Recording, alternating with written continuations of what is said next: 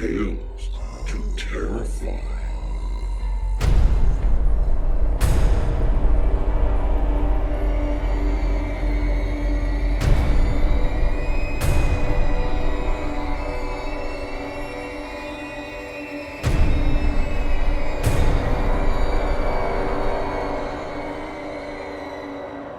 Good evening, children of the night. We're on our way back to our home base, our cabin in Virginia, but I'm dragging my feet because of the snow. It's gotten much better since we talked last week, but there is still some about. I've also just changed jobs. My previous one had quite a nasty commute for it, and the new one does not. The new one is involved in an educational institution, and I was able to make the change literally just before the snow started coming down for last week's snowstorm. I found out that it was called Winter Storm Jonas. However, because schools are some of the first to close during inclement weather, I had my first day at the new job, then a rather unexpected 4-day weekend, during which I only went so far outside to shovel out the cars that were not yet safe to drive. Again, snow removal. Now, I bring all of that up because I do like to contemplate our genre. It's a strange genre, isn't it? Our friends at Starship Sofa like sci-fi because it's a cool setting, or there can be explorations of upcoming or futuristic technologies' influence on our species or our ethics. Far-fetched fables? Easy. We love the dungeon crawls, adventure of tangling with dragons, or the politics that we must maintain to keep the orc and goblin hordes at bay. But horror? What is it? There is no set setting, and in fact we do creep into the aforementioned examples of better defined genres with some regularity. Why do we like to hear about the things that go bump in the night? You may recall that I had mentioned way back in April that I had been in a rather serious car collision, on the interstate no less. Everyone lived, and I got the worst of it physically, but mentally, it left a bit of anxiety about interstate driving. Not an out-and-out fear, but an anxiety that, when coupled with witnessing the errant fender bender, or worse, would send my pulse racing and no doubt blood pressure up. So here I am, the host of a rather popular horror podcast, and I've landed myself a little person demon, or terror, if you will. I think that when it comes down to it, we like to witness these fictitious terrors vicariously, knowing that they're not coming for us, and better us than them, and our fictions usually detail something that will never happen to anyone. We know that despite wild examples in genetics and virology, we're likely never going to wind up with flesh-eating zombies, to give an example. Enough of my ramblings. Let's get on to what you came for, the meat of our show, the fiction. Our first story of the night comes from Rick Kennet. Rick is a lifelong resident of Melbourne, where he works in the transport industry, his day job, and has an interest in cemeteries, ghosts, and all things spooky. His stories have appeared in Aurealis, Andromeda Spaceways, Weird Tales, Gaslight Grimoire, Southern Blood, and more great ghost stories, co-authored with A.F. Chico Kid of 472 Cheyenne Walk, Karnaki, The Untold Stories, Ash Tree Press, 2002. His ghost story, The Dark and What It Said, won the 2008 Ditmar Award. And now, we will hear Rick Kennet's The Silent Garden.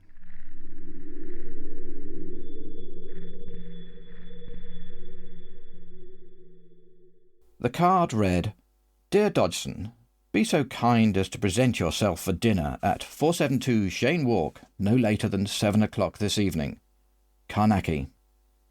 I arrived at my friend's address a little before the appointed hour, and found Arkwright, Taylor, and Jessup already there.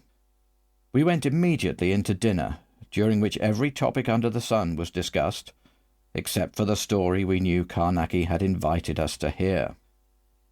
With dinner over, we retired to our accustomed armchairs about the fire. Karnaki handed round the smokes, puffed a while on his pipe, then began without any preamble. "I've just come back from staying at a largish house in Dorset, owned by a Mr. Orrell, a botanist of some repute. He'd wired me for an appointment, and when he came up on the day I fixed, he told me how his house, or rather, the garden to the east side of his house, was haunted by a queer sort of silence. It's like a complete cancellation of all sound, Orrell explained, and when this happens the whole house grows cold, and there's a feeling of being watched through the walls by something horrible and evil. That's absurd, I know, but it is exactly what is happening." I assured him it did not seem absurd at all, and though I did not say this to him then, what he had described could be the symptoms of an abnatural danger. At the same time, I thought of half a dozen natural explanations, any one of which I was quite prepared to find at the bottom of the matter. I returned with Orrell to Dorset by train the next day. It was late afternoon when we arrived at his house, a big rambling structure of tacked-on wings, a large greenhouse and spacious grounds. Orrell was living there alone for the present. He had moved his wife and children, along with the servants, to a cousin's place in Kent. "This infernal silence in the garden has made me just that anxious," he said. I agreed that that was a wise thing to do until the matter was cleared up. The garden looked to be a quite ordinary rectangle of cultivated ground, about 1,500 feet square, hard by the east side of the house, near the kitchen door. It was, as I discovered, the only piece of land around the house not totally dedicated to Orrell's study of botany. This plot supplied the kitchen with vegetables, yet even this did not allow it to escape completely the needs of Orrell's botanical researches, as it was bordered on all sides, including a grown-over trellis gate, by a low hedge made up of various colourful and exotic bushes and flowers. It was a most tranquil scene. "Don't let it fool you," said Orrell. A queer sort of thing to say, I thought at the time, as though he were accusing the garden of deception. We brought chairs out and sat by the edge, smoked our pipes and waited for the dusk. Orrell had told me how the kitchen maid had been the first to experience the silence.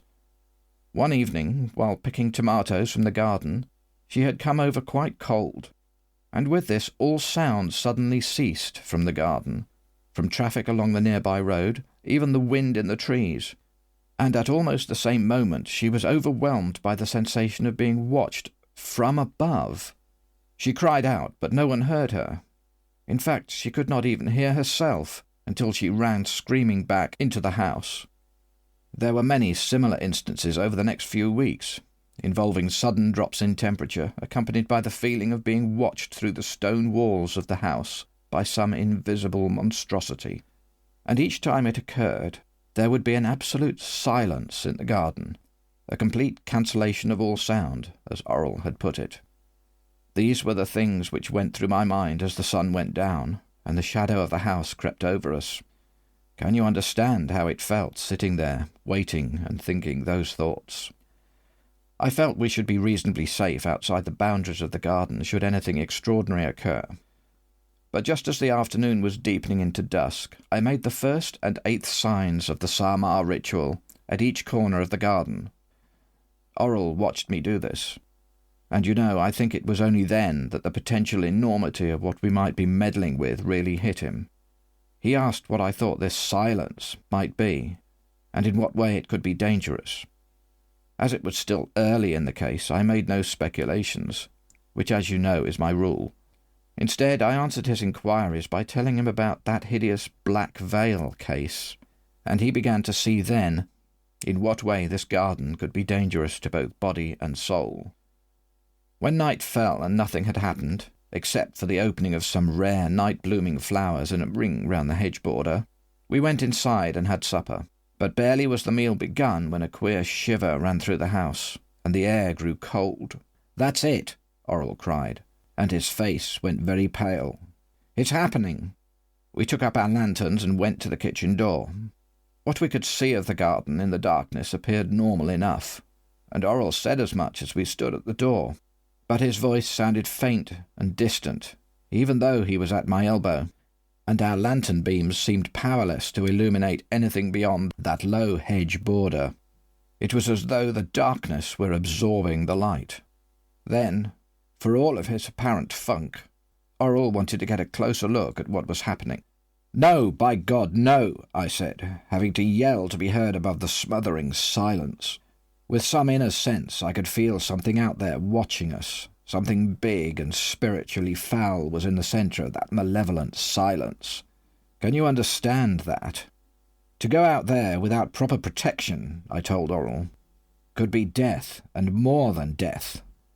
So we stood in the doorway, scared but unwilling to run, and all the while the silence continued and deepened until finally it seemed to be taking our breath away. So we retreated to the far side of the house where the atmosphere was thankfully normal. There I prepared a photographic plate, and I can say I was truly glad of Orrell's help and company when I brought my camera back to the kitchen door. The silence simply throbbed up at us, as sure and as beastly as any of the sounds the outer monstrosities are capable of making. I took the photograph by flashlight, and although it flared and blinded us momentarily, it had made no penetration of the darkness in the garden. After that, we hastened back to the other side of the house, where we had our rooms, but I lay awake most of the night, unable to rest, and it was not until nearly dawn that I finally got a spell of sleep.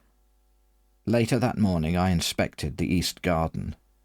The silence had been so physical, that I was surprised that not a cabbage leaf or pea pod had been touched by whatever monstrosity had been there last night. When I developed the previous night's photograph, it showed mostly darkness, despite the extra flash powder I had used. After lunch, I left the house, as I needed to get certain materials necessary to build a defence, for I intended to experience this queer silence at first hand by spending the coming night in the centre of the garden. When I got back to the house, it was only a couple of hours off sunset, and there was much to be done. With Orrell's help, I cleared an area of the garden of its vegetation, though of course careful of the exotic blooms of the hedge borders. As soon as this was done, I advised him to return indoors before I set to constructing the defence. This he refused to do, and instead asked to stay and join me in the experiment. I warned him seriously of the peculiar dangers we would be facing. Nevertheless, he wanted to stay. It was, as he said, his garden and his haunting. He wanted to see it through. While Orrell unwrapped the special candles I had bought that day, I traced out a circle of 21-foot diameter in the earth, then placed the candles at evenly spaced intervals along it, and lit them, going counterclockwise. Inside this ring of candles, I laid down a circular linen ground sheet of a very particular weave, and on it began to assemble the electric pentacle. Before all the vacuum tubes were fitted into place around us, I made the 8 signs of the Samar ritual at the 8 chief compass points of the candle circle, then stepped back inside the pentacle. With the final tube in place and the batteries connected up, the weak blue glare of the intertwining tubes shone around us. Now there was nothing to do but wait. We sat back to back so that between us we would have a complete view of our surrounds. We had left lanterns burning in the kitchen, and its door stood out bright against the darkness, which, in a funny way, I found comforting. Not long after sunset it grew cold. At this, Orrell became tense and nervous, but I assured him this was merely the cold of the night, and suggested we button up our coats. After that, neither of us spoke again until nearly 10 o'clock, when the hairs stood up on the back of my neck. A bitter chill settled on us, despite our warm clothes, and as this happened, my ears began to block up, little bit by little bit, as if sound were being taken away piecemeal. That's an extraordinary thing to say, but that was just how it felt. It must have been happening to Orrell as well, for at that very moment he half turned and said something which sounded muffled and distant. The silence was upon us, and with it the sense of being watched by some presence, some vile intelligence that was thinking it had got us. I had the queer fancy it was standing over us and looking down, yet all we could see above us were the stars. Within a few minutes the light from the candles began to fade, and even the glow of the electric pentacle now seemed to be struggling against an encroaching darkness. The dim outlines of trees and of the house itself, less than 50 feet away, were utterly lost. Then beyond the candle circle appeared vague globular shapes like great drops of oil or fat suspended in space, lifting and dropping in a slow drift around us. Sometimes they stretched into huge teardrops, and sometimes flattened into jellyfish-like things, and the more I watched them, the more certain I became that they were increasing in number, multiplying outward into the dark, perhaps to infinity. As this was happening, I could feel the continuing weight of the silence outside, pressing in to crush us. For quite half an hour more, nothing else occurred. Then abruptly the glow of the electric pentacle reduced further, and I lost sight of the candle flames. Although I shall never be sure of this, I thought at the time that other shapes were now moving in the garden, indefinite shadows swaying in a grotesque dance against the darkness. With this came a sense of being stifled, as if it were the silence and the darkness, as a semi-solid, we were breathing into our lungs.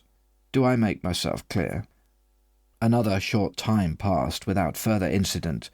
Then, gently, very gently, the ground began to tremble. Even as I realized this, the vibrations grew more distinct and rhythmic, like approaching footsteps. Oral jumped up. I shouted at him to stay within the pentacle, but it was like yelling into folds of wool.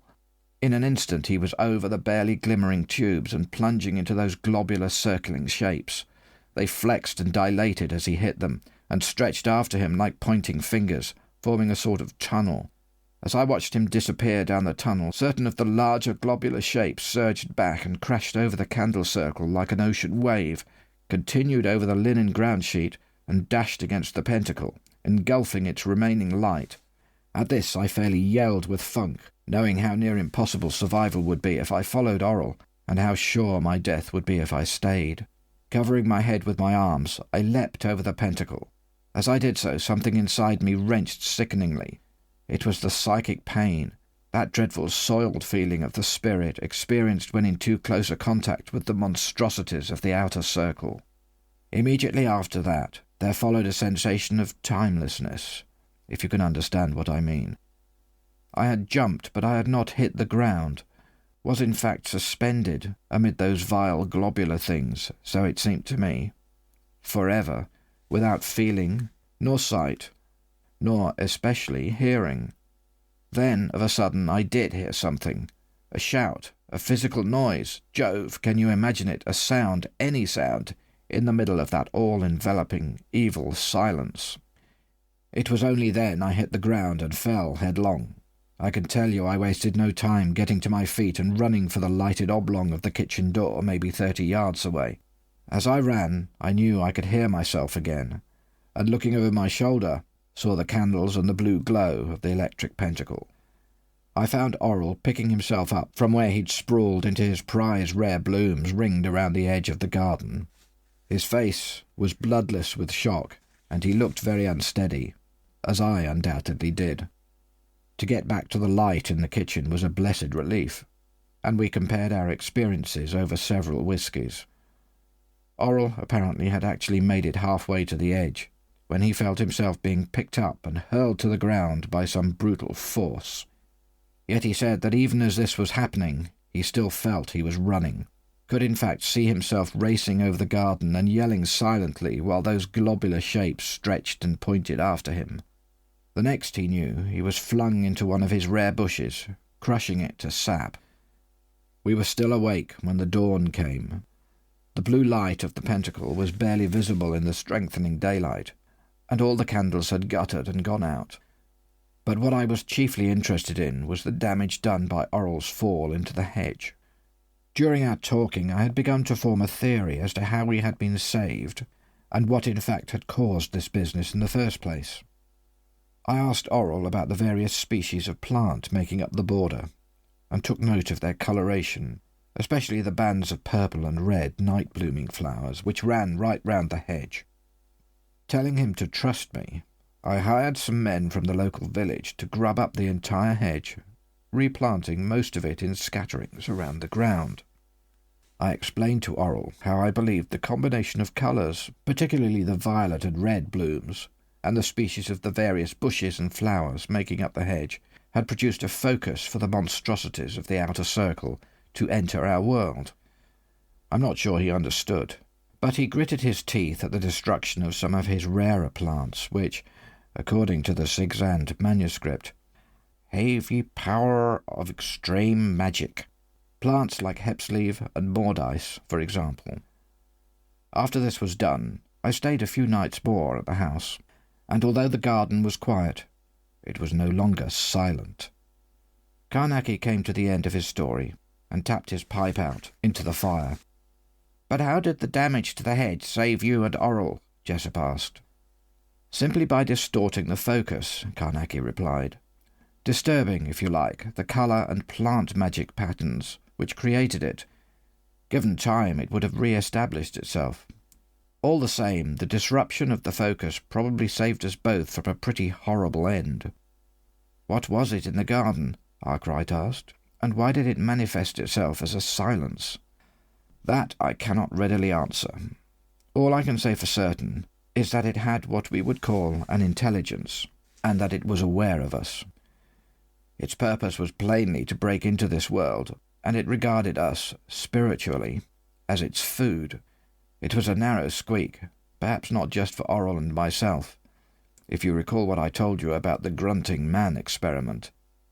As to the trembling of the ground I described as being like footsteps, it might have been some part of the manifestation, though I doubt they were actual footsteps. As to the silence, perhaps there were certain vibrations which could not penetrate this window, as you might call it, sound and light being two such. Then again, perhaps the silence, too, was part of the manifestation. We have yet to scratch the surface of what there is to know in this field." "How significant were the colour combinations?" asked Taylor. "Very significant," said Carnacki. "Colour can be a defence against, or an attraction to, the monstrosities. Blue is the best defensive colour, which is why I use it in the electric pentacle. Violet and purple are the most dangerous colours, and they were present in circling bands of flowers in the hedge. To add to this, I later found groups of red and orange blooms, two more colours attractive to the outer monsters, in key positions along the hedge, with a lack of blue anywhere which might have counterbalanced it. Then there were the very species of plants. Quite an unhealthy mixture altogether, eh?" "Yes," I said, "but even though it was a most unlikely chance to combine those things in just that way, if it happened once, it could happen again. There could be other gardens. There could be. There could indeed." He stood up. "Out you go. I want to sleep." In that familiar way, he ushered us out onto the embankment, and we went, pondering the powers of plants and colours, to our various homes.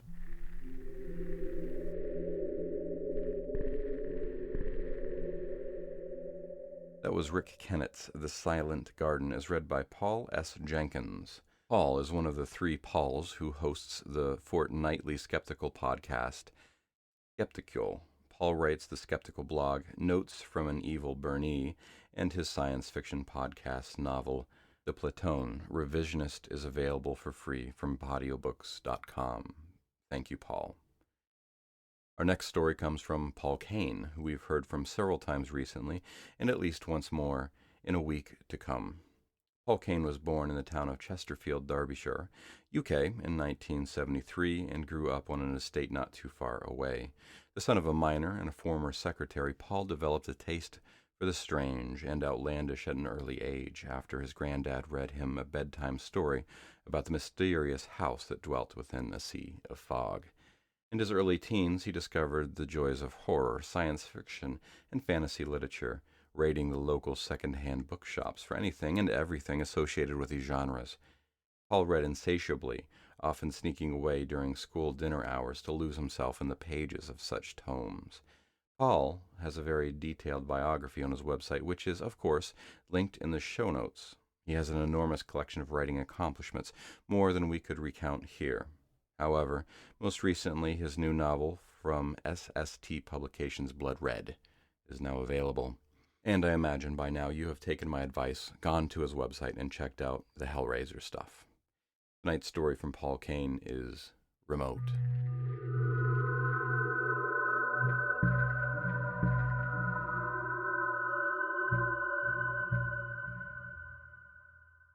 The office building looks much the same as any other, an amalgam of glass and metal and concrete existing in the same space.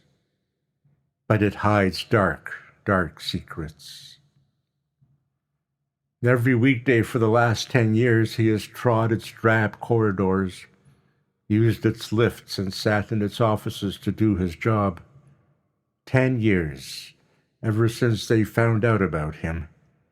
He is walking to his office right now, following the directions, though he'd know the way blindfolded.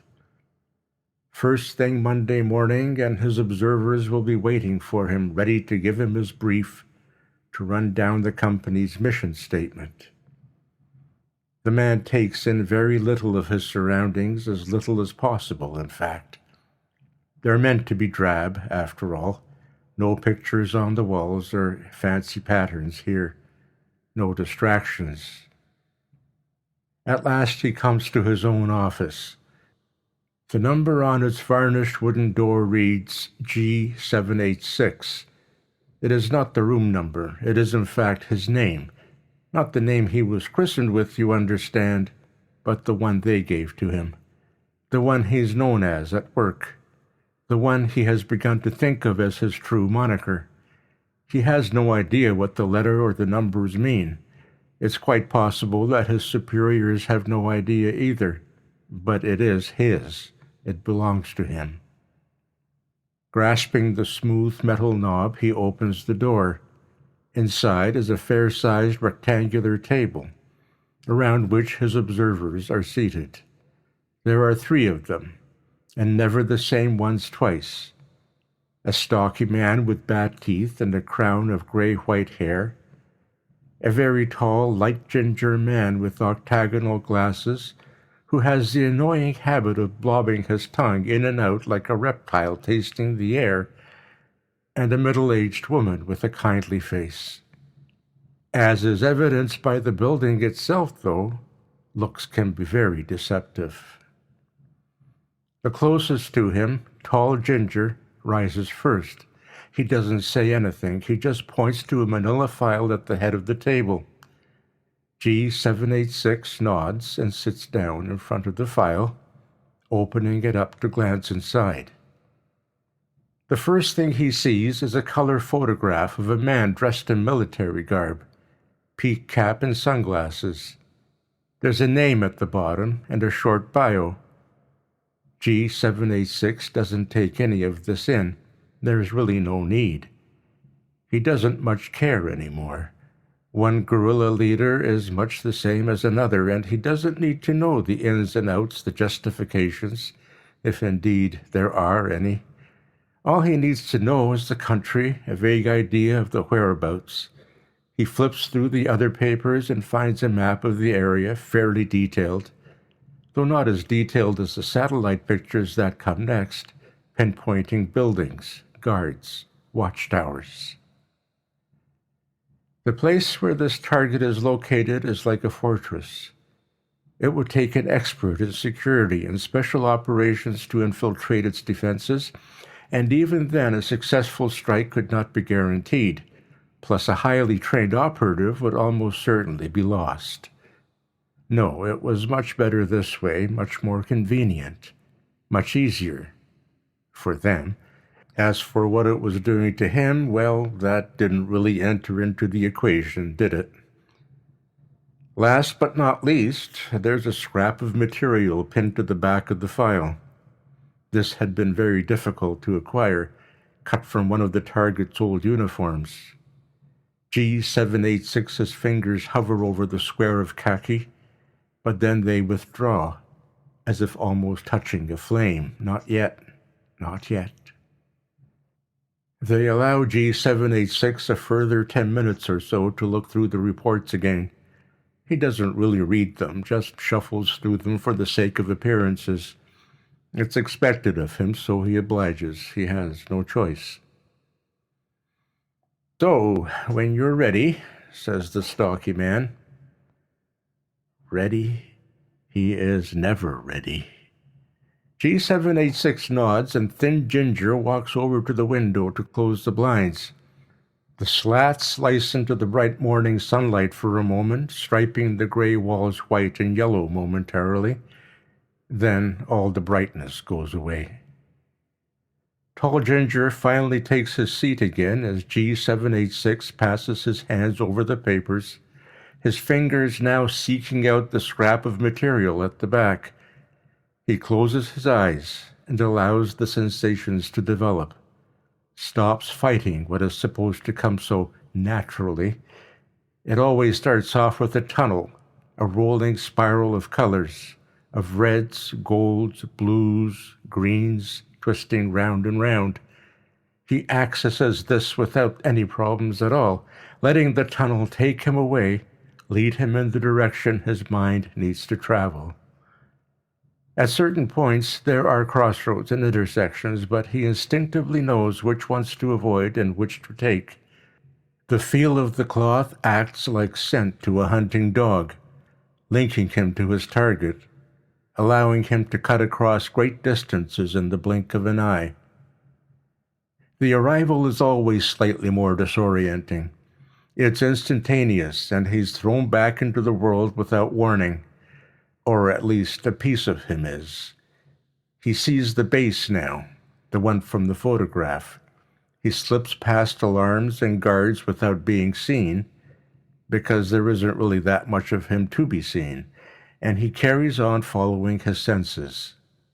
He begins to rub the fabric between thumb and forefinger now, centering in on the man from the photograph, passing through walls, through locked doors without a second thought. And then here he is, in a room not much bigger than his office. G786 recognizes the target immediately. He is sat talking to another man in a language G786 doesn't understand. It doesn't matter really what they're saying. All that matters is that a sighting has been confirmed. G786 knows what has to come next, even though he dreads it. In his present form, it is simplicity itself to enter the target's body. The method has been left entirely up to him. It can be slow and painful, such as an internal bleed, or fast and merciful, like the popping of a brain cell here or there. But whichever course of action is taken, one thing is for certain. He must exit the body before it is over, or risk being trapped inside forever. It must be done, though. No matter how much he wavers, G786 knows this. He wants to get it over with as quickly as possible, and so goes for the swifter option. G786 ingratiates himself into the target's head, and yet he still hesitates just before doing the deed. Even after all this time, there's still a part of him that...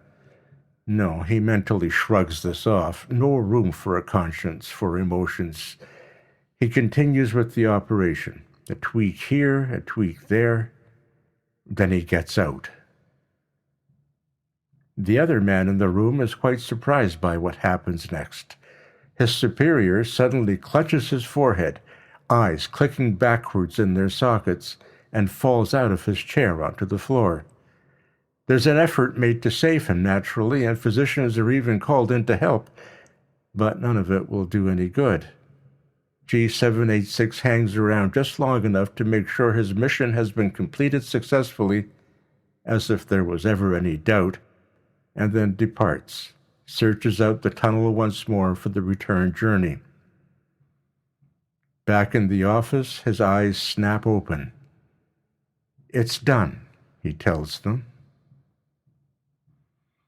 That day, he is assigned 2 more cases with long breaks between each one before being allowed to clock out. The first is a senior politician who has risen in the ranks far too quickly and is becoming far too idealistic for their liking. The second is an intelligence operative who has defected to the other side, whatever the other side is supposed to be these days. And now it's time to leave. G786 walks to his maroon car in the lot and climbs inside. He pulls out into traffic on the main road, then begins a half-hour drive to the place he calls home, although the significance of the word has long since shriveled away into nothing. Once, long ago, it had actually meant something, but that was before he'd been forced into the program, ironically by threatening to tear his home life apart, before his talents had been detected by a routine screening, and before they had enhanced his basic abilities with a daily cocktail of drugs. At first it had been just spying missions, the usual stuff for national security, finding out plans and schemes before they could be used, locating enemy safe houses and monitoring the movement of certain key individuals. It hadn't been hard work. In fact, he'd almost found himself enjoying it. Not many people could do what he did, and at least he was putting it to good use for the good of his country. He was also being compensated adequately for his trouble, looked after. But then they started to talk about pushing him further, to see what else he was capable of, to train him in other methods and techniques, the kind that weren't so palatable or easy to excuse, to send him on jobs that took a little piece of him away every time he returned, that left him feeling cold and numb afterwards, a shadow of a man. His car journey mirrors the ones he's taken invisibly that day, except instead of a tunnel, there's a road. Still, the junctions and turnoffs are the same. One of these brings him to his house, a pretty white abode with net curtains in the windows and hanging baskets over the front door. G786 opens the garage door with the remote control on his keyring and parks the car inside. He can get to the house proper through a side door which opens out into the kitchen. On the hob is a boiling pan, steam rising in spirals to touch the ceiling. His wife is cooking spaghetti again, as always on a Monday. He hears singing, sweet singing that should touch his heart, coming from the hallway, and suddenly she's at the kitchen door. Even dressed in jeans and an old sweatshirt, she looks so beautiful, her long dark hair cascading onto her shoulders like a waterfall. She blinks with those wide eyes and tries to smile. It's not the smile of yesteryear, the smile that first attracted him to her, that he fell in love with so long ago. This is a smile worn away by heartache and pain. Hello, Simon. That's G786's real name. It feels as alien to him now as the house he's in, the woman standing in front of him. She walks across to the hob, turns it down a fraction, then continues across to him. Hello, Amy, he says eventually. Even her name is pretty, but you'd hardly think so the way it comes out of his mouth. She rises to kiss him on that mouth now, applying pressure but receiving none in return. He doesn't even put his arms around her, doesn't hold her the way he used to. She pulls away from him and returns to the cooker. Dinner won't be much longer. Why don't you sit down? G786 takes a seat at the kitchen table and listens as Amy makes small talk about her day, about the friends she's seen and the things she's done. None of it really interests him.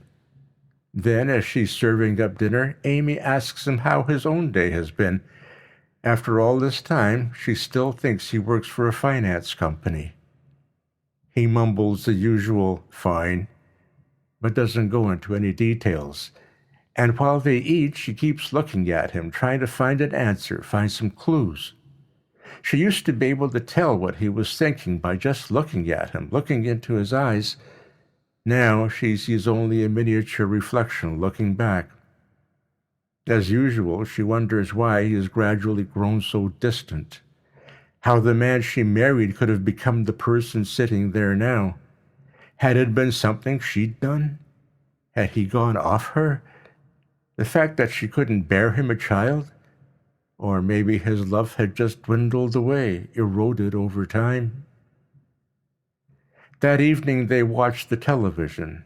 He has no preference, doesn't laugh at the sitcoms anymore, doesn't cheer at the football or get passionate about the news reports. He just lets it all wash over him. And they sit there together on the couch like strangers, Amy trying to snuggle up to him and getting nowhere. It's the same in bed. They undress, climb inside. She makes the first move, hoping against hope, but he presents his cold back to her. Why doesn't he care anymore, she wonders. If only he'd care. If only he'd love her. Instead, he sleeps, a mechanical action, a robot recharging.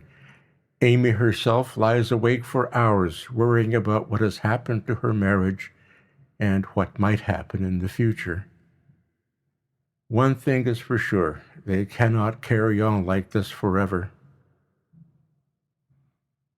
In fact, they only have to carry on like this for another 2 weeks. G786 reports to the office on a Thursday morning this time.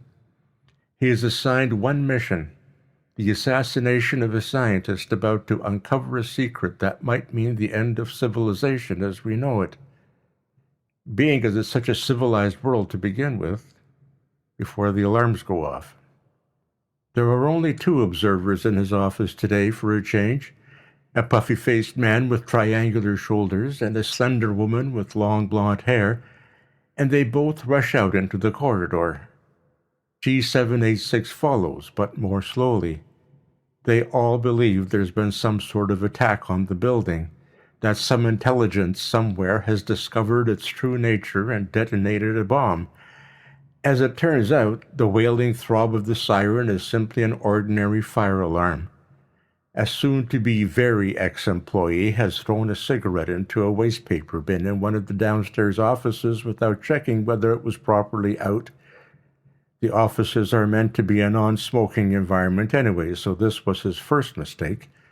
The cigarette has set fire to the rubbish inside, which in turn has set fire to a desk beside it and the carpet on which it rests. After the local smoke alarm went off, somebody smashed the larger fire alarm on the wall, and this is what's causing the panic. The sprinklers come on eventually. The standard procedure in any emergency is to get out and ask questions later, so this is what occurs. G786 and his supervisors do not risk the lifts. Instead, they join a group of other workers making their way down the stairs. None of G786's fellow numbers are panicking as such, only their observers. They make it outside safely and stand around in the car park, unsure of what to do next. It takes 20 minutes for the cause of the accident to be discovered and dealt with by internal security. There is no way the proper authorities can be alerted. Who knows what they might see inside there? The culprit is identified not long afterwards and detained, but the powers that be decide that all other staff might as well take the rest of the day off and return in the morning fresh. This will give security time to make doubly sure the building is safe and fit for the workers. This is how G786 comes to be driving home at such an early hour on a Thursday afternoon. He takes the same route as always and makes very good time because there isn't much traffic. He uses the remote and parks his car in the garage, then enters his house through the kitchen door again. The kitchen is empty this time. He walks through into the hall and then checks the living room. Amy is not there. G786 doesn't call out. He simply goes upstairs to use the toilet. While he's up there, he checks to see if his wife is around. She isn't in either of the bedrooms or the study. He uses the toilet and flushes. G786 knows that Amy sometimes goes out in the day. He doesn't know where because he doesn't really listen when she tells him things. To a friend's house probably, or shopping. He doesn't care. Or at least he shouldn't. Except it's strange to return home and not find her there. Every day since they've been married, she's been there to greet him when he walks through the kitchen door. Back when they'd first started living together, he used to sweep her up in his arms and kiss every available inch of her face. Why is he thinking about that now? He doesn't usually. He shouldn't. Could it be that he misses her being there? That emotions he thought he'd suppressed? That the thought had been driven out of him by months and months of doing what he now did were actually still there and had been all along? He shook his head. You couldn't afford to think, to feel, to care. Not when you ended people's lives for a living.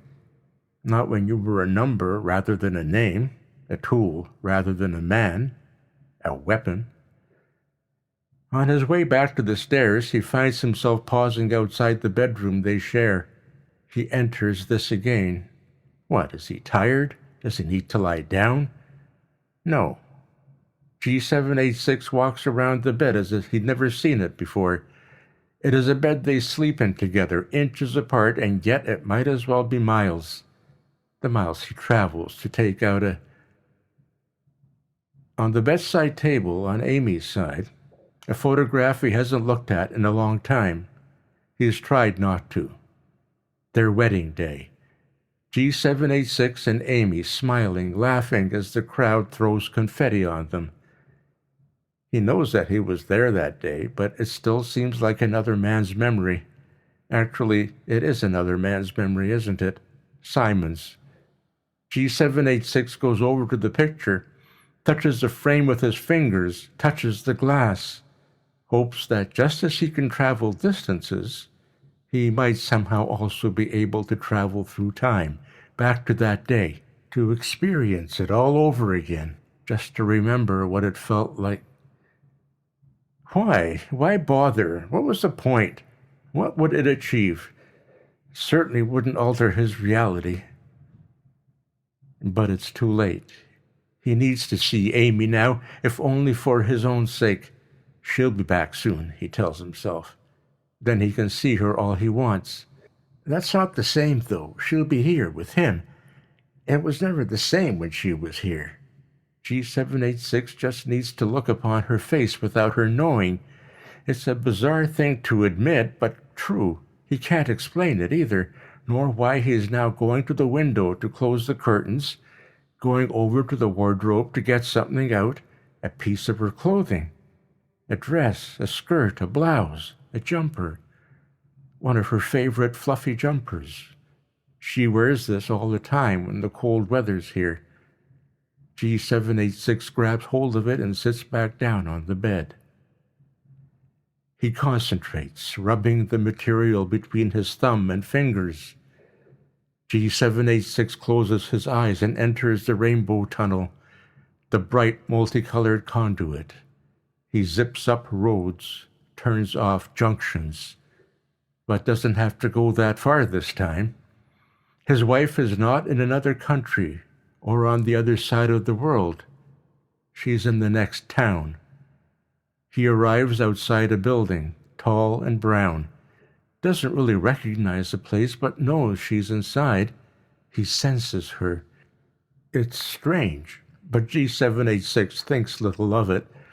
He just enters via the nearest wall, passing through bricks and mortar like a ghost, and enters a wide-open space with a counter on one side and a set of chairs on the other. Ignoring the rest of it, he travels up these stairs without ever having to touch one of them. He flies up through level after level, up and down corridor after corridor, until at last he comes to a door. It's one of many, but it's the only one he sees. There's a number on the outside, very much like the one on his office door at work, except this one says 505. This time it's a room rather than a person's number. G786 passes through it. Once inside, he sees his wife, but wishes to God, if there is a God, that he couldn't. She's in a room, in a bed, and she's not alone. A man, G786 doesn't recognize him, is on top of her. The sheets that cover the bottom half of his body are rising with him, slowly, gently, tenderly.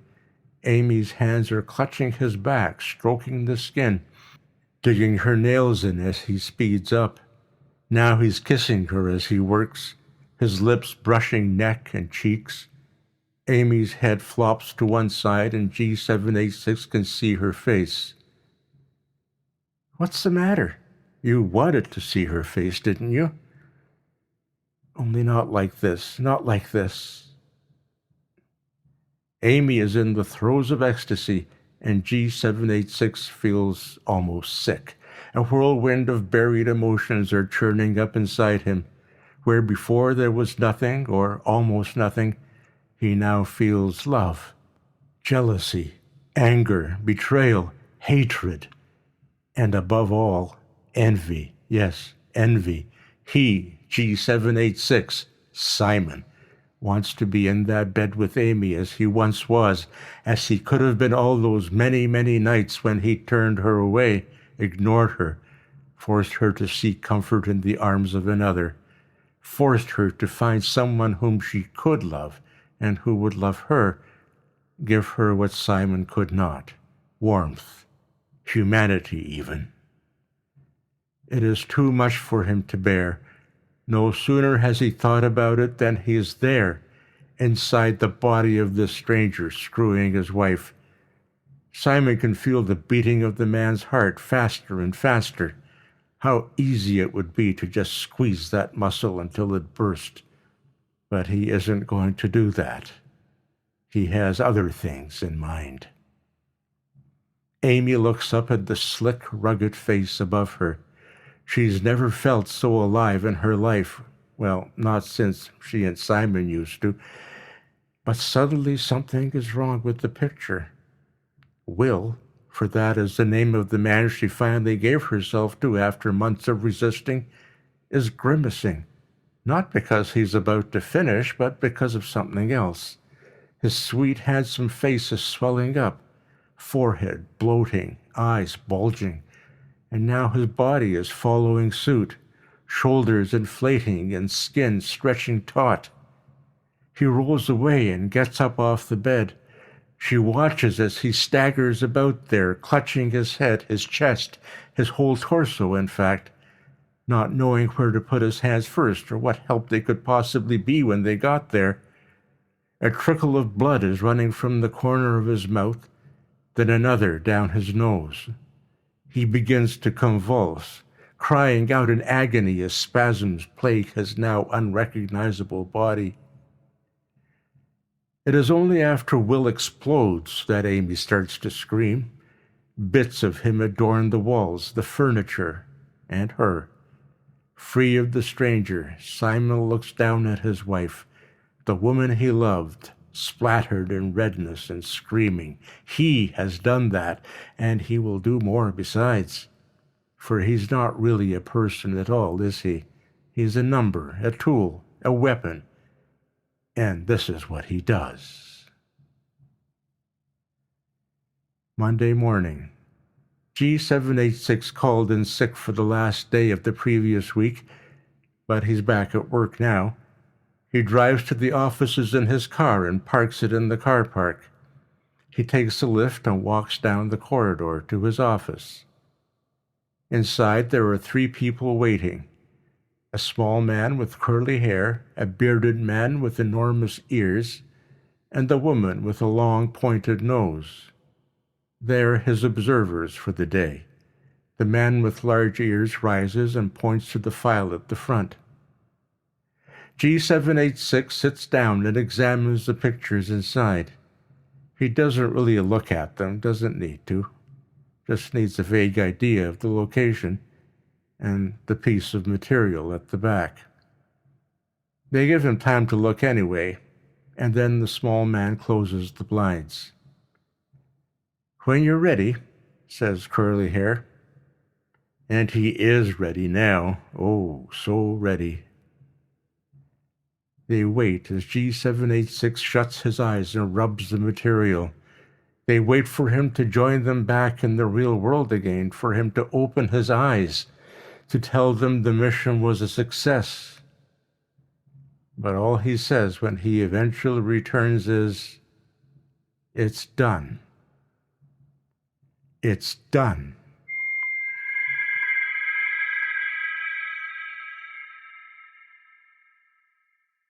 That was Paul Kane's Remote, as read to us by Martin Raito. In a variegated working life, Martin has been a parent, a technical writer, a software developer, a teacher of creative writing, computer science, and business communication, symphony musician, and audiobook narrator. He has published short fiction and 2 collections of his poetry. Thank you again, Martin. That will be our show for the evening. Join us again next week for another episode of Tales to Terrify.